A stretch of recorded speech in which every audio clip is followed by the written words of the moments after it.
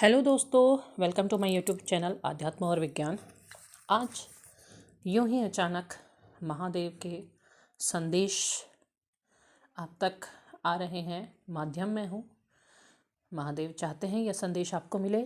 आप अपनी जर्नी में स्टक हैं, खुद पर काम कर रहे हैं, आपकी सोल जर्नी है या नहीं है, कोई भी सिचुएशन है, हर स्थिति में आपको यह संदेश सुनने चाहिए, क्योंकि ये संदेश आपको बहुत सी ऐसी बातें बताएंगे जो आपको आपकी जर्नी में आगे बढ़ने में, आपकी लाइफ में आगे बढ़ने में सहायता करेंगे।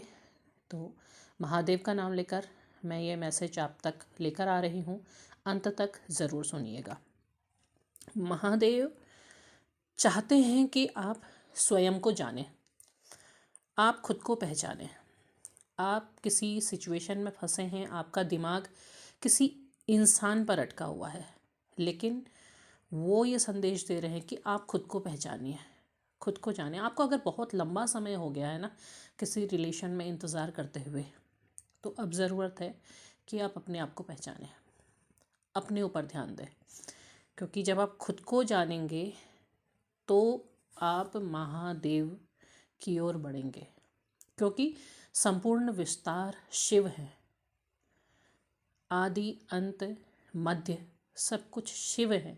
तो वो ये कह रहे हैं कि आप खुद को पहचानिए। खुद को पहचानेंगे तो आप उनसे जुड़ेंगे। दूसरी बात वो कहते हैं कि समर्पण और विश्वास दोनों चीज़ें आपके अंदर होना ज़रूरी है।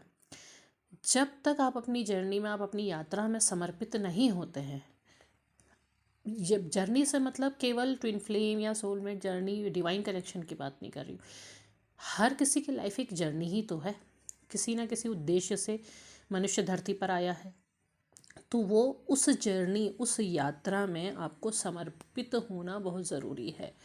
अगर आपके जो भी आपके कर्म हैं, जिस तरीके से आप अपने आप को देखते हैं, किसी और की तुलना मत कीजिए, तुलना अपनी कीजिए। जिस तरह से आप अपने आप को देखते हैं, जो भी आपके कर्म हैं, वो सब कुछ उनके चरणों में समर्पित कर दो और एक विश्वास रखो कि महादेव आपको वो सही मार्ग दिखाएंगे, वो उस जगह पर लेके जाएंगे जो आप डिज़र्व करते हैं, जो आपके लिए सही है। आप कैसे हो, कौन हो, वो सब कुछ जानते हैं। आप उनसे जुड़ने का प्रयास तो करो। दूसरी चीज़ वो ये कहते हैं कि जितना आप भौतिक चीज़ों से लगाव रखते हैं, वो आपके दुख का कारण होती हैं। भौतिक क्या है? आप अगर किसी व्यक्ति का इंतज़ार कर रहे हैं, वो भी भौतिक ही है। आप एक शरीर से जुड़े रहे हैं ना, और वो आपके दुख का कारण है। आप बहुत ज़्यादा दुख से भरे हुए हैं। आपको मतलब इंतज़ार है कि हाँ, काश ऐसा होता, काश वैसा होता। वो काश आपको हर बार दुख देता है, जबकि आपको अंतरात्मा से जोड़ने की ज़रूरत है। और जो कर्म आपको मिल रहा है, जो भी आप काम करते हैं, जो भी कर्म आपको ईश्वर के द्वारा दिया गया है, उस कर्म को बिना रुके करिए। किसी चीज़ से, किसी व्यक्ति से, किसी वस्तु से लगाव रखने की बजाय अगर आप अपने कर्म पर फोकस हो जाते हैं, तो वहाँ आपको सफलता मिलती है। वहाँ आप आगे बढ़ पाते हैं। वहाँ आप अपने मार्ग को सही तरीके से समझने में सक्षम होते हैं। तो आपको अपने कर्मों से जुड़ना है, ना कि किसी व्यक्ति या वस्तु से। अगली बात वो कहते हैं कि अपने अंदर धैर्य रखिए, धैर्य धारण करें, मन को शांत रखें। अब मन को आप शांत नहीं रख पाते हैं, आपके मन में आप अक्सर एंजाइटी में रहते हैं, अक्सर आपके मूड स्विंग होते हैं, आप सोचते रहते हैं कि ऐसा, अच्छा अभी ऐसा हो रहा होगा, शायद ये होगा, शायद वो होगा। एक तो सबसे बड़ी बात कि किसी के लिए इतना मत झुक जाओ कि आपका अस्तित्व ही समाप्त हो जाए। अपने आप को, आप स्वयं को अपने लिए रखो। आपने जो कुछ भी आपने दिया, जो कुछ भी आपने किया, वो ठीक है। अब उसको आप क्या कर दो, उसको आप लेट गो कर दो, उसे छोड़ दो। दूसरी चीज़, अपने अंदर धैर्य रखो। अगर आपको विश्वास है कि वो व्यक्ति आपके जीवन में आएगा, तो धैर्य रखो। अगर वो आपके लिए लिखा हुआ है, तो वो समय आने पर आपके जीवन पर आएगा। और अगर आपके लिए नहीं लिखा है तो आपके लिए वो आएगा जो आपके जीवन के लिए सबसे बेहतरीन है। इस विश्वास को आपको अपने अंदर रखना चाहिए। शांति रखो। हर बार होती है ना जल्दबाजी की, काश आज ऐसा हो जाता, आज वैसा हो जाता, आज मुझे ये हो जाता। आज के आज नहीं होता है।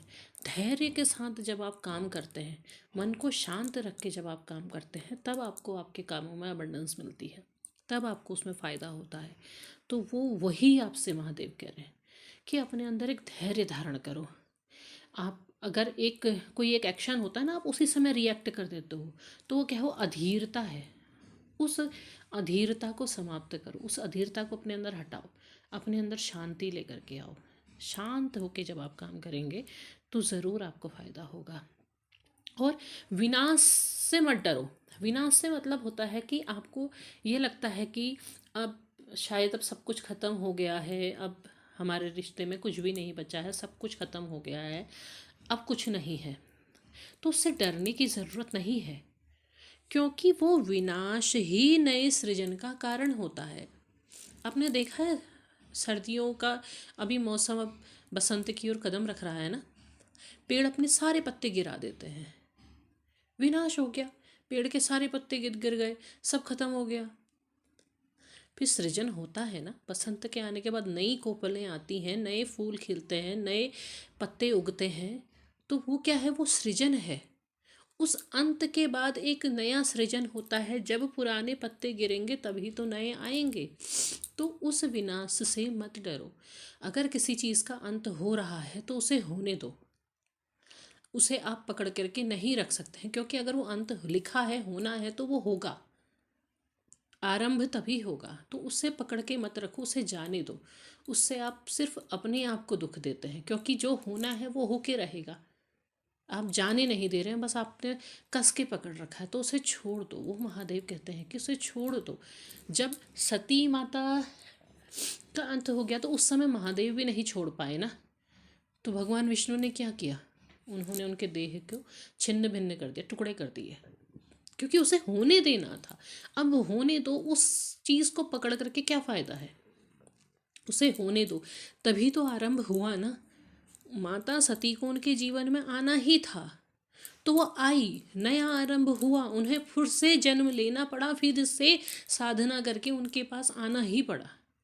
तो इस सत्य को महादेव कहते हैं स्वीकार करो, ये आपके जीवन के लिए आवश्यक है। जब वो अंत होगा तभी नया आरंभ होगा, और जो नया आरंभ होगा वो बहुत बेहतरीन होगा।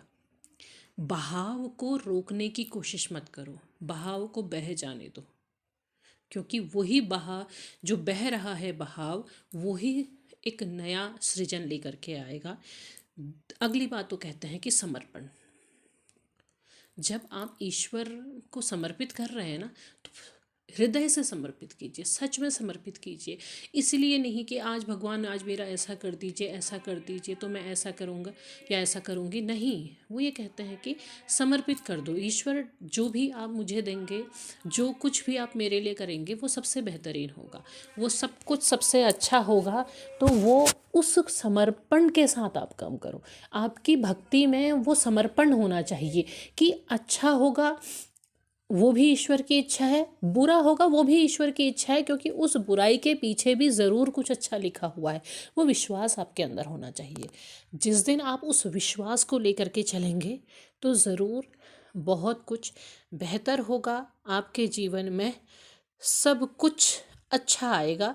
ये कब आएगा, जब आपके अंदर एक विश्वास आ जाएगा, आप हर कुछ चीज़ को समर्पित करके ईश्वर के साथ जुड़ जाएंगे। तभी शिव कहते हैं कि मैं ही शिव हूँ। मतलब आपको अपने अंदर हो जाना चाहिए, मैं ही शिव हूँ, मतलब कि आप ही अपने अंदर महादेव को विश्वास कर रहे हैं। आपने महादेव का मंत्र ज़रूर पढ़ा होगा, शिवोहम शिवोहम, न पुण्यम न पापम, न सुखम न दुखम, न मृत्युर्न तीर्थम, न वेदा न यज्ञम, अहम भोजनम नैव भोजम न भोक्ता, चिदानंद रूपे शिवोहम शिवोहम। तो वही शिव है, आपको शिव से जुड़ने की ज़रूरत है। महादेव कह रहे हैं कि उस शिव से जुड़ो, वो शिव कौन है? वो शिव ही सृजन है। आज का मैसेज आपके लिए यही है। यहाँ तक जुड़े हैं तो ज़रूर कमेंट बॉक्स में हर हर महादेव लिखिएगा। धन्यवाद।